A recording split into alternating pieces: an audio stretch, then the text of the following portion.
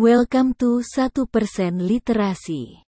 Trilogi Pendekar Raja Wali merupakan buah pena dari pengarang novel silat terkenal Jin Yong, terdiri dari Legenda Pendekar Raja Wali, Kembalinya Pendekar Raja Wali, serta Pedang Langit dan Golok Pembunuh Naga.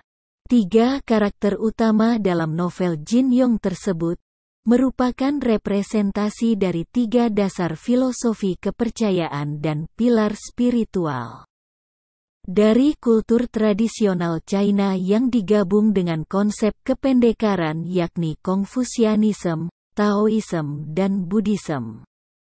Ketiga tokoh utama trilogi tersebut memang disengaja diciptakan berbeda oleh Jin Yong sebagai perwakilan filosofi hidup. Pertama, Guo Jing, Sang Konfusius. Guo Jing adalah sosok pendekar sejati yang jujur, loyal, rela berkorban, dan ortodoks.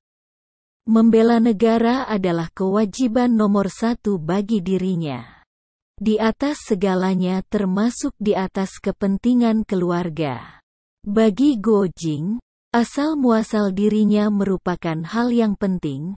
Silsilah leluhur merupakan hal utama yang harus dihargai.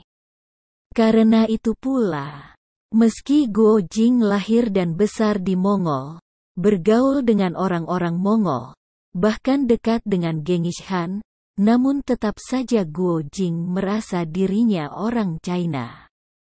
Ketika Mongol memutuskan untuk menyerang bangsa China yang berada di bawah kekuasaan dinasti Song, Guo Jing tanpa ragu memutuskan membela China yang merupakan tanah leluhurnya. Untuk melawan Mongol yang merupakan tanah kelahiran dan tempat dia dibesarkan. Tema utama pendekar pemanah Raja Wali adalah patriotisme.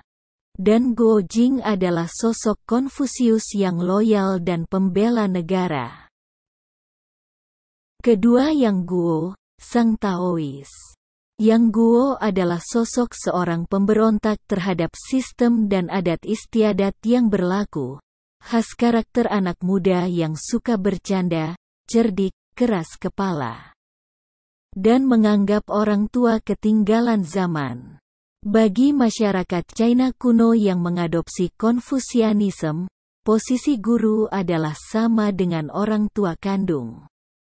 Karena itu, ketika Yang Guo bertekad untuk menikah dengan gurunya Bibilung, Yang Guo dianggap berniat melakukan hubungan inces yang terlarang. Guo Jing Sang Konfusius tentunya marah terhadap keponakannya yang dianggap tidak patuh terhadap norma kemasyarakatan yang dibentuk oleh leluhur. Yang Guo adalah sosok antitesis Konfusius seperti Guo Jing, karena Yang Guo bersifat anortodoks sehingga dianggap sesat dari sisi pandang Konfusius. Bagaikan air mengalir, Yang Guo tetap keras kepala, tak mau terikat dengan konsep nilai-nilai norma kemasyarakatan yang berlaku. Semakin besar halangan yang menghadang aliran air, semakin kuat pula daya dorong aliran air.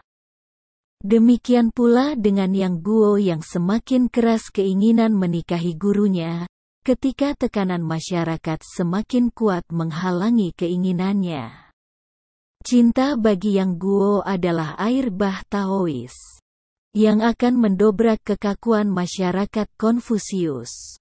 Pada akhirnya Yang Guo hidup menyepi bersama Bibilung di tempat terpencil, menyatukan dalam harmoni dan keseimbangan bersama alam.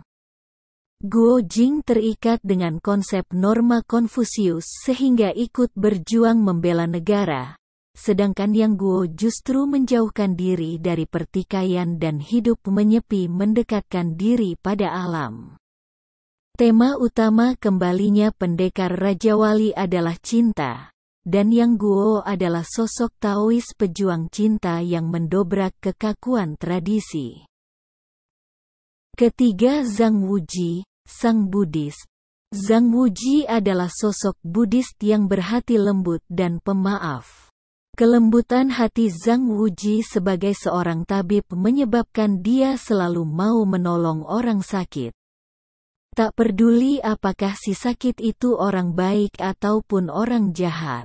Bahkan saking baik hatinya, Zhang Wuji masih mau menolong orang yang jelas-jelas ingin mencelakainya.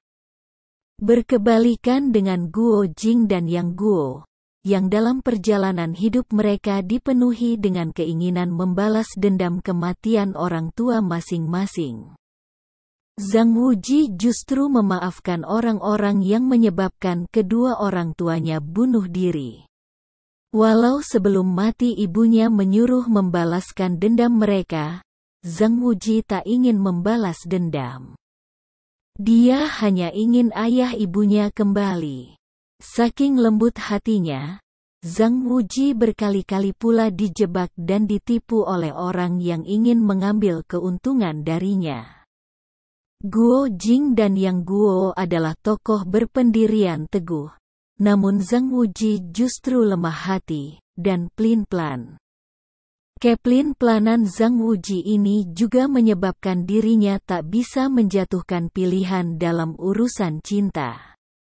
Jika Guo Jing dan Yang Guo hanya jatuh cinta pada satu wanita selama hidup mereka, Zhang Wuji jatuh cinta berkali-kali dan terus berpindah hati dari sepupunya sendiri, lalu naksir si putri Persia. Kemudian tertarik pada Zuo Ziruo hingga akhirnya menetapkan pilihan terakhirnya pada Zhao Min si putri Mongol. Tema utama Pedang Langit dan Golok Naga adalah batas abu-abu kebaikan dan kejahatan. Zhang Wuji adalah seorang Buddhis yang terjepit di antara orang baik, yang munafik, dan orang jahat yang satria.